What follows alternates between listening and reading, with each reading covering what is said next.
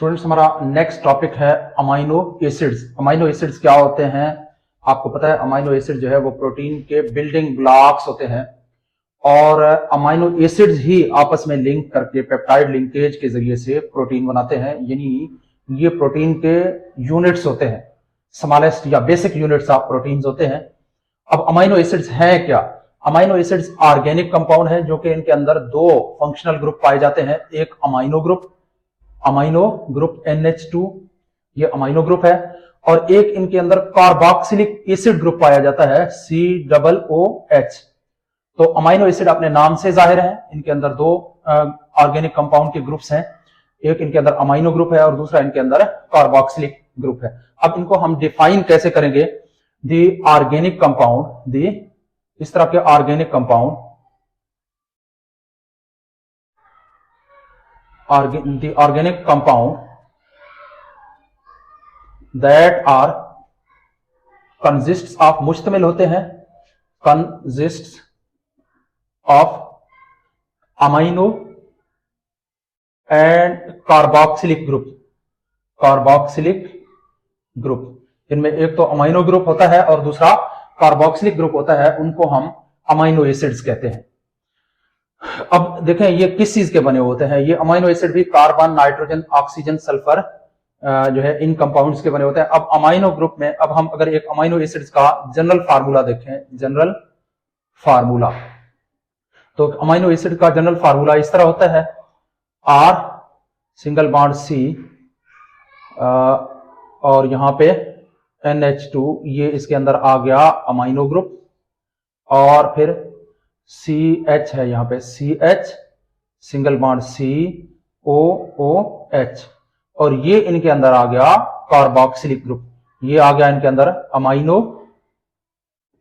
Amino group, और फिर ये इनके अंदर है carboxylic acid group, carboxylic acid. तो इस तरह से अमाइनो एसिड जो है वो दो ऑर्गेनिक कंपाउंड के ग्रुप्स, अमाइनो ग्रुप और कार्बोक्सिलिक ग्रुप के ऊपर मुश्तमिल होते हैं। इनमें ये जो R होता है ये कोई साइड चेन होता है और हर अमाइनो एसिड के लिए ये डिफरेंट होता है। R क्या है? एक साइड चेन है, साइड चेन होता है, यानी ये अल्काइल भी हो सकता है, कुछ और भी हो सकता है। हर प्रोटीन के लिए या हर किस्म के अमाइनो एसिड के लिए ये डिफरेंट होता है, और ये इनके अंदर अमाइनो ग्रुप है और ये कार्बोक्सिलिक ग्रुप है। अब अगर हम अमाइनो एसिड्स की क्लासिफिकेशन करें, क्लासिफिकेशन अगर हम अमाइनो एसिड्स की करें तो बेसिकली हम अमाइनो एसिड्स को 20 टाइप्स में तकसीम करते हैं। 20 टाइप्स ऑफ अमाइनो एसिड्स हमारी बॉडी के अंदर होते हैं, अमाइनो एसिड्स। अच्छा जी, इनमें से 10 जो है, 10 अमाइनो एसिड्स को एसेंशियल अमाइनो एसिड कहा जाता है, एसेंशियल अमाइनो एसिड्स, और दूसरे जो 10 हैं उनको नॉन एसेंशियल अमाइनो एसिड कहा जाता है, नॉन एसेंशियल अमाइनो एसिड्स। अब जो एसेंशियल अमाइनो एसिड्स हैं ये क्या हैं? Essential amino acids, essential amino acids वो हैं, एसेंशियल का मतलब है जरूरी, जिनकी मौजूदगी हमारी खुराक में जरूरी है, ये हमारी बॉडी खुद नहीं बना सकता है, उनको हम कहेंगे essential amino acids. These are must be present in our food, in our diet, because our body cannot form these, क्योंकि हमारा जिस्म जो है वो इनको नहीं बना सकता, इसलिए ये हमारी बॉडी में लाजमी तौर पर मौजूद होने चाहिए। इनको हम एसेंशियल अमाइनो एसिड्स कहते हैं। और जो नॉन एसेंशियल अमाइनो एसिड हैं इनका हमारी खुराक में मौजूद होना जरूरी नहीं है कि हमारी बॉडी, क्योंकि ये खुद भी बना सकता है।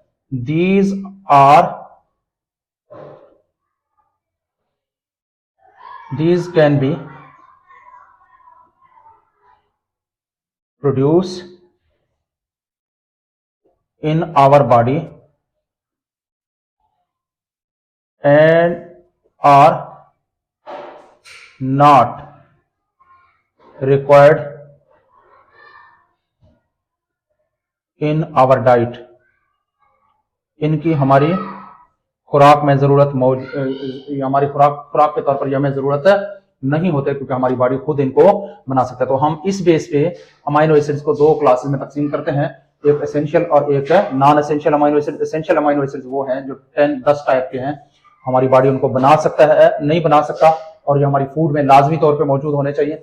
जबकि जो नॉन एसेंशियल अमाइनो एसिड्स हैं ये हमारी बॉडी में बन सकते हैं और ये जरूरी नहीं है। स्टूडेंट्स, हमारा टॉपिक है amino acids as building blocks of proteins. क्योंकि हम प्रोटीन्स के बारे में देख रहे हैं, तो आज हम देख रहे हैं कि अमाइनो एसिड जो है वो प्रोटीन के बिल्डिंग ब्लॉक्स होते हैं, यानी प्रोटीन्स जो है वो अमाइनो एसिड्स के बने होते हैं। आपको पता है कि अमाइनो एसिड्स आपस में पेप्टाइड लिंकेज के जरिए से जब आपस में लिंक्ड होते हैं, और इस तरह से 10,000 से ज्यादा अमाइनो एसिड्स जब आपस में लिंक्ड हो जाते हैं तो वो फिर प्रोटीन बनाते हैं। अब ये अमाइनो एसिड्स कैसे आपस में जुड़ जाते हैं? अमाइनो एसिड जो है बच्चे पेप्टाइड लिंकेज के जरिए से, पेप्टाइड लिंकेज के जरिए से आपस में लिंक करके, लिंकेज के जरिए से आपस में लिंक करके क्या बनाते हैं? प्रोटीन्स बनाते हैं। और इस लिंकिंग के दौरान, यानी जब ये आपस में कंबाइन हो रहे होते हैं, तो इनकी डिहाइड्रेशन होती है by the process of dehydration. Dehydration का जो प्रोसेस है, प्रोसेस ऑफ डिहाइड्रेशन, डिहाइड्रेशन के जरिए से ये आपस में, डिहाइड्रेशन जब इनकी होती है तो ये फिर आपस में लिंक्ड होके पेप्टाइड लिंकेज के जरिए से मिलकर प्रोटीन्स बनाते हैं। एक दो नहीं, थाउजेंड्स ऑफ अमाइनो एसिड्स। अब ये डिहाइड्रेशन का मतलब क्या है? Removal of water. डी का मतलब है removal, removal of water. D का मतलब है रिमूवल, और हाइड्रेशन का मतलब है, हाइड्रो लफ्ज से निकला हुआ है वाटर। डिहाइड्रेशन का मतलब है रिमूवल ऑफ वाटर। जब हम अमाइनो एसिड से वाटर का एक मॉलिक्यूल रिमूव करते हैं तो ये अमाइनो एसिड्स फिर आपस में लिंक करते जाते हैं पेप्टाइड लिंकेज के जरिए से, और इस तरह से एक दो नहीं, जब थाउजेंड्स ऑफ अमाइनो एसिड्स आपस में पेप्टाइड लिंकेज के जरिए से जुड़ जाते हैं तो वो प्रोटीन बनाते हैं। अब यहाँ पे मैं एक अमाइनो एसिड का जनरल फार्मूला आपके सामने लिख रहा हूं, NH2, ये इसके पास अमाइनो ग्रुप है, और CH, और ये साइड वाला जो चेन है R, और ये कार्बोक्सिलिक ग्रुप है COOH। अच्छा जी, अब हमने दो अमाइनो एसिड्स को आपस में लिंक करना है पेप्टाइड लिंकेज के जरिए से।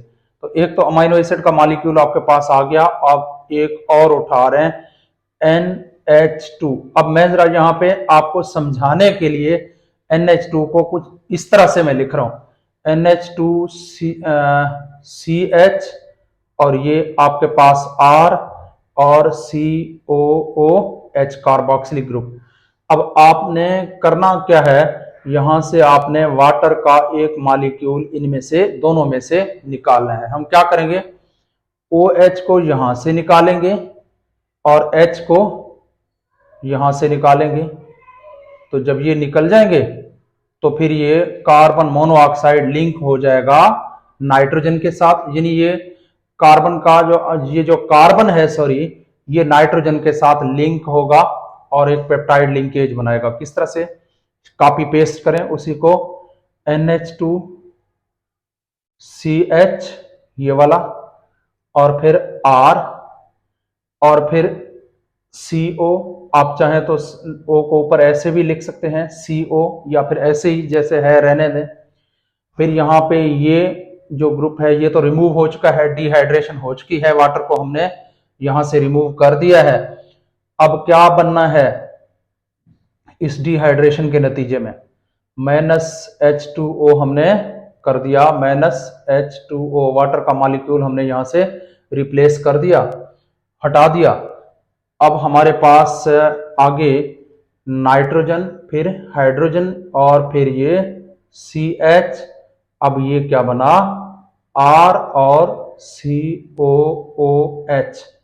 अब इस लिंकेज को पेप्टाइड लिंकेज कहा जाता है। अब यहाँ पे पेप्टाइड लिंकेज कैसे बन रहा है?